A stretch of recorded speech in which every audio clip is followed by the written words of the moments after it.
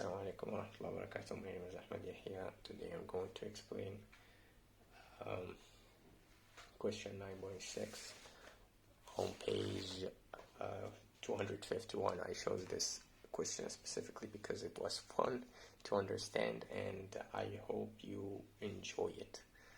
So before we get into that question, I have to explain some really easy things, right? So we have Faraday's law, which is V induced, which is a potential difference induced, is equal to flux,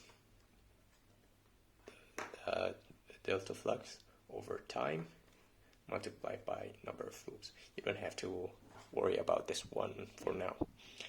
And flux is made out of three things, which is magnetic field, the area of the loop, and the area of the object, and the angle between them, right? And delta means the change, right? You have to subtract the final from the initial. So one of these have to change. One or more of these have to change to get V induced. And change always occurs over time. That's why we have time here. So I can't change something without time changing, right? I can't throw this without the time of this video changing, right? And that's why the divided by t. So if any of these changes, we will get V, which is potential difference. So we have this loop that's going into a magnetic field, and as soon as it starts going into that magnetic field, instantaneously it will gain potential difference, which will make current flow into the loop this way. It will flow this way because the third hand rule, which will be against the magnetic field, and there we go, counterclockwise. Anyways,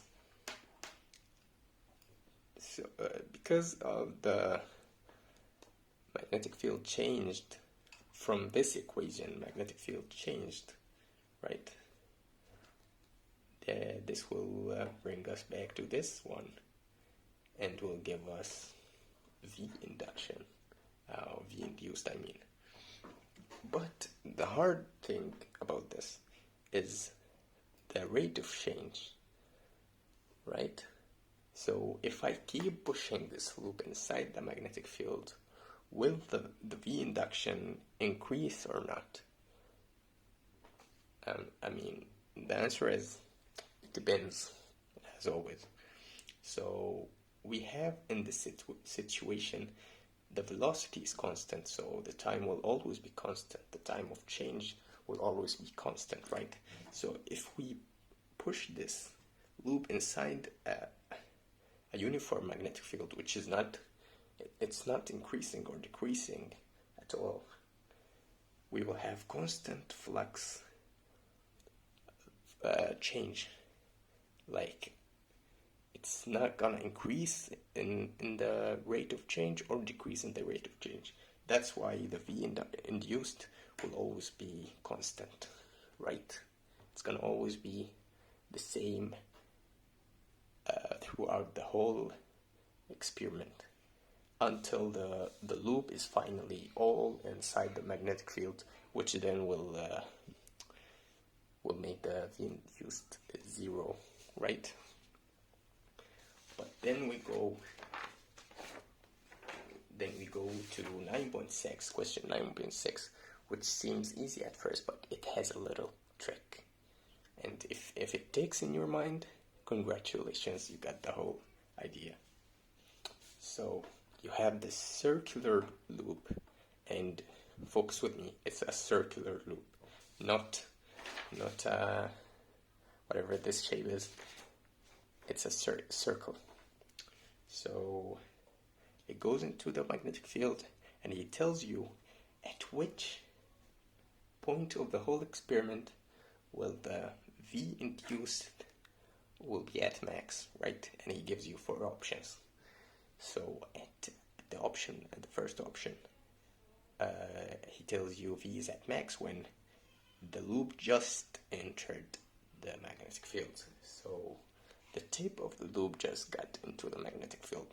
At B, the loop has 1/4 of it inside the magnetic field, and C is when half the loop is inside, right? D is he's telling you that the V induction will always be constant throughout the whole experiment, right? Until the whole circuit is inside the magnetic field, which will then make the V induced 0. So, which one do you think is right? I mean, we already know the answer here, but D is kind of the whole thing I was saying here. So why isn't it D, right? Why isn't it constant? And the answer is because at first the rate of change didn't in this one, the rate of change didn't change at all, right? Nothing changed. The magnetic field didn't increase, the area didn't increase. It all increased in a constant level because of velocity. So imagine like this part induced a certain potential difference, right? It induced current, and then this part induced current again after the first part stopped inducing current, right? On a certain time. So it will keep doing this. You see what I'm saying? It will keep doing this, right? Until the whole circuit is inside. But in this one, it's a circle. So the first part is kind of small. The second part is bigger than the first part. This is the second part. The third part is the biggest, as you can see, right? So as the circle moves into the magnetic field, its diameter increases, right? And that's why the rate of change will increase, right? The rate of change itself will change. I know this sounds complicated, but if you think about it, it's gonna be easy. I promise you. And then that's why the V induction is gonna be at max when it reaches the point of when the area is the biggest, right?